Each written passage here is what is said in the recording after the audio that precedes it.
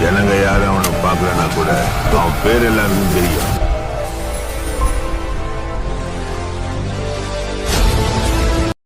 வணக்கம், welcome to review by Ramesh. இன்னைக்கு திரைவிமர்சன நிகழ்ச்சியில் இயக்குனர் சக்தி சிதம்பரம் அவங்களுடைய இயக்கத்தில் நடன புயல் டான்ஸ் மாஸ்டர் பிரபுதேவா அவங்களோட நடிப்பில் உருவாக்கியிருக்க ஜாலியா ஜிம்கானா படத்தை பற்றி பார்க்க போகிறோம். படத்தை பற்றி பார்க்குறதுக்கு முன்னாடி நான் வேலை பார்க்குற கம்பெனியில் நேற்று நைட்டு சரியாக தூங்க முடியல, ஒர்க்கு கொஞ்சம் ஜாஸ்தி. சரி, மார்னிங் அந்த இதாக படத்தை போய் அப்படியே பார்த்துட்டு ரிவ்யூ பண்ணிடலாம் அப்படின்ட்டு இருந்தேன். மார்னிங் அங்கே போயிருக்கோம். பிரம்மன் படத்தில் சசிகுமார் சந்தானம் தேட்டர் வச்சு நடத்துவாங்கல்ல, சுந்தர் சி நடித்த முரட்டுக்காலை கிடைக்கலன்னு சொல்லி ரஜினி நடித்த முரட்டுக்காலையே படத்தில் போடுவாங்க. அந்த மாதிரி இவங்க இன்னும் எங்களுக்கு அனௌன்ஸ்மெண்ட் வரல அப்படிங்கிற மாதிரி சொல்லிட்டாங்க. அப்போது ஒருவேளை ஜாலியா ஜிம்கானா படத்துக்கு போயிடலாம், பீஸ்ட் படத்தில் வர சாங்கை போட்டு வீட்டுக்கு அனுப்பிடுவாங்கன்னு தோண ஆரம்பிச்சிட்டு தேட்டரில் இருந்த மக்களுக்கு எல்லாமே ஒரே கலகலப்பு, ஒரு சிரிப்பலை உண்டாயிட்டு அப்படி என்பதை உங்கள்கிட்ட சொல்லிக்கிடுறேன். பெட்டி திருநெல்வேலி தாண்டி வந்துக்கிட்டு இருக்கான், பஸ்ஸில் வந்துக்கிட்டு இருக்கான், ட்ரெயினில் வந்துக்கிட்டு இருக்கான் அப்படிங்கிற மாதிரியான கலாட்டக்கள் தேட்டரில் எங்கள் ஏரியாக்களில் ஸ்டார்ட் ஆகிட்டு அப்படிங்கிறத சொல்லிக்கிடுறேன். படம் ஒரு 6 மாதத்துக்கு முன்னாடி சந்தானம் படம் ஒன்று, இங்கே நான் தான் கிங்கு, அந்த படம் ஒன்று ரிலீஸ் ஆகிருக்கு. மேக்ஸிமம் எல்லோரும் பார்த்துருப்பீங்க. அந்த படத்தில் வர ஸ்டோரி தான் அப்படியே உள்ளது. அந்த ஒரு பணத்தை வச்சுக்கிட்டு பணத்துக்காக ஒரு காமெடி கலந்த ஒரு படமாக அது அமைஞ்சிருக்கும். அதே மாதிரி அதே ஸ்டோரியில் இதில் கொஞ்சம் எமோஷனல் இருக்குது.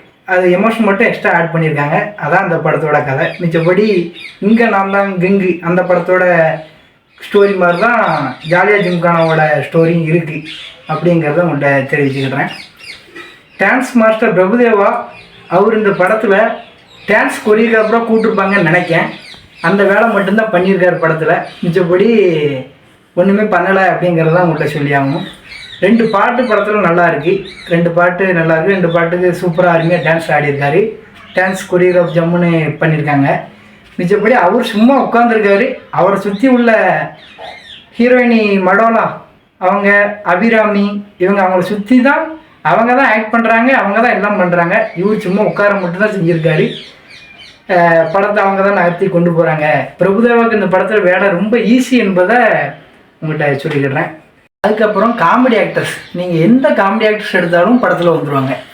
யோகி பாபா இருக்கட்டும், ரெட்டின் கிங்ஸ்லியாக இருக்கட்டும், ரோபா சங்கராக இருக்கட்டும், அதே மாதிரி எல்லா காமெடி ஆக்டர்ஸையும் படத்தில் கொண்டு வந்து வச்சுருக்காங்க அப்படிங்கிறத உங்கள்கிட்ட சொல்லிக்கிடுறேன்.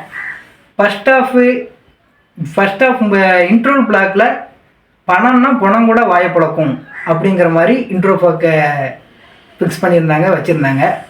ஃபஸ்ட் ஹாஃப்லேயும் சரி, செகண்ட் ஹாஃப் ஸ்டார்டிங்லேயும் சரி, தேட்டரில் எல்லா மக்களும் நல்லா ரியாக்ஷன் பண்ணியிருந்தாங்க. அங்கங்கே நல்ல அதிகமான சிரிப்பலைகள் படத்தில் இருந்துச்சு. காமெடி நல்லா ஒர்க் அவுட் ஆகிருந்துச்சு என்பதை உங்கள்கிட்ட சொல்லிக்கிடுறேன். மிச்சம் ப்ளஸ் இதெல்லாம் நல்லா, இப்போ நான் சொன்ன மேட்டர்கள்லாம் படத்தில் ப்ளஸ் நல்லா இருந்துச்சு.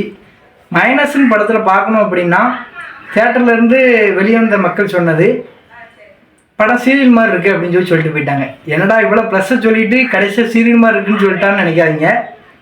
இந்த கதைக்கு 2 மணி நேரம், ஆல்ரெடி ஷார்ட் படம் தான், 2 மணி நேரம் 10 நிமிஷம். ஆனால் இந்த கதைக்கு இந்த 2 மணி நேரம் 10 நிமிஷமே அதிகம் என்பது போல் தோணுது. இதுலேயும் ஒரு 10 நிமிஷம், ஒரு 15 நிமிஷத்தை கம்மி பண்ணியிருந்தாங்கன்னா இது நல்ல ஒரு ரொம்ப சூப்பர் படம் அப்படின்னு சொல்லியிருக்கலாம். இந்த கதைக்கு கொஞ்சம் டைம் அதிகமாக இருந்ததுனால இது ஒரு average film.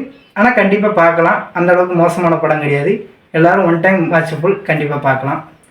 Okay, review by Ramesh சேனலை லைக் பண்ணுங்கள், ஷேர் பண்ணுங்கள், மறக்காமல் சப்ஸ்கிரைப் பண்ணுங்கள். எங்களுக்கு அடுத்தடுத்து வீடியோ போடுறதுக்கு ஒரு யூஸ்ஃபுல்லாக அமையும்.